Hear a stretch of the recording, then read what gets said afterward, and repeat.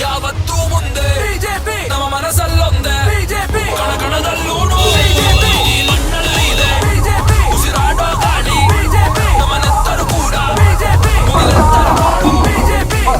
ಭಾರತ ದೇಶದಲ್ಲಿ ಕರ್ನಾಟಕ ರಾಜ್ಯದಲ್ಲಿ ಜನತಾಪರ ನಿಂತ ಪಕ್ಷ ಬಿಜೆಪಿ ತಾನೇ. ಗೋಮಾತೆ ರಕ್ಷಣೆಯಲ್ಲಿ ಉದ್ಯೋಗ ಶಿಕ್ಷಣದಲ್ಲಿ 100 ಹೆಜ್ಜೆ ಮುಂದಿಟ್ಟಿದ್ ಬಿಜೆಪಿ ಒಂದೇನೆ.